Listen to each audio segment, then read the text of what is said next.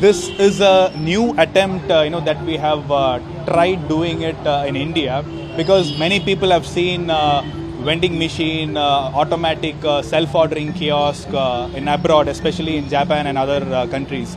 So basically, in India, we don't have such kind of an automated technology wherein they still have to, go to a biller, counter, cashier, and then they have to, place an order by seeing the face.